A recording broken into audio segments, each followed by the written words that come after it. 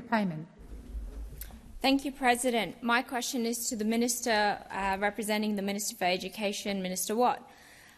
Minister, given that Australia had fee-free university education from 1974 to 1989 and several comparable nations continue to provide free or low-cost tertiary education, why does this government continue to support a pay-to-learn model that burdens young Australians with lifelong debt instead of pursuing a return to fee-free education? Thank you, Senator Payman. Minister Watt. Thank you, President, and thank you, Senator Payman. Of course, it's the Albanese government that is delivering some of the greatest savings to university students and graduates that we've seen in decades from any government in Australia.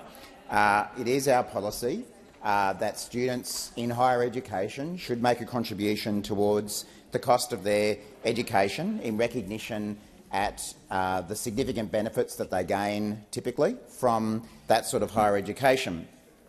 But I might borrow from my good friend Senator Farrell in answer to another question that you asked this week, Senator Payman, and point out that the platform that you were elected on as a then Labor Party candidate for the Senate was one that supported the notion that students should make contributions towards their education. But I'm pleased to say that in the time since then, since you decided to no longer be a member of the Labor Party, the Labor Party's platform has actually improved for students and for graduates of higher education, to a point where we have now, in the last couple of weeks, agreed and committed to reduce help debts, whether that be university or TAFE graduates' debts, by 20%. So there has actually been an improvement to our platform compared to the one that you stood on as a candidate for the Labor Party at the last federal election. We've also made changes in that time to reduce the indexation for students for the debts, in recognition that inflation has been rising in a very big way and that students' debts should not escalate to the same degree. So I'm very pleased that this government has made decisions to support students better than it had done at the time of the last election or at any other time before, and we'll keep continuing to support students in that way. The time for answering has expired. Senator Payman, first supplementary. Minister, the proposed 20% reduction to HECS help is a step forward, but why can it not be delivered now? Why is the government holding it hostage and as a vote-buying exercise for students to have to wait until after the next election, when this is a much-needed cost of living measure that needs to happen now? Thank you, Senator Payman. Minister Watt. Thank you, President, and thank you, Senator Payman. Well, these are obviously issues that the government considered in framing the policy that we have decided to take to the next election, with every single member of this caucus still continuing to support those policies and continuing to deliver for students rather than simply asking questions about it. The reality is that making changes of this kind do take time. They take legislative changes. They have impacts on the HECS and the help scheme more broadly, and it does take time to actually have that delivered.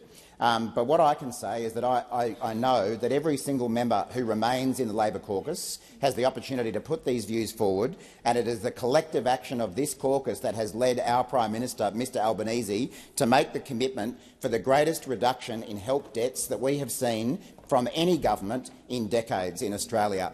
Now, we understand that university students and TAFE graduates are doing it tough right now, and that's why we will use the power of government to deliver cheaper courses for those people. Has expired. Senator Payman, second supplementary. Minister, the Job Ready Graduates package has been widely criticised for increasing student fees for arts, law and business degrees by up to 113%. Despite these criticisms and its clear negative impact on access to higher education, your government has yet to repeal this policy. Can you explain why the government continues to allow these inequitable fee structures to persist?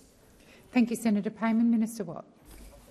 Thank you, President, and thank you, Senator Payman. Well, again, what we're doing is, over time, making university degrees and TAFE qualifications cheaper for hundreds of thousands of Australians.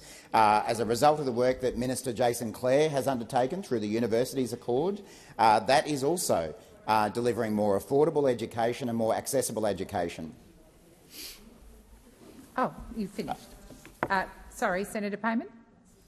President, I've been patient with the first two questions. It's been half of the time that the minister's taken, and he has not mentioned job-ready graduates package at all. Senator Payman, the minister's being directly relevant to your question. Minister Watt, please continue. So, Senator Payman, it's obviously your right as an independent senator to now ask questions as an independent senator about this, but every member of this Labor caucus uses their position as a member of the government to advocate for the benefit of university graduates and for TAFE graduates as well. Order. And it's as a result of the advocacy of every member of this Labor caucus that our government is now delivering cheaper TAFE qualifications, cheaper university degrees and reductions in the debts that those students own. That is a much more effective way than of delivering change for university students than any question asked here in question.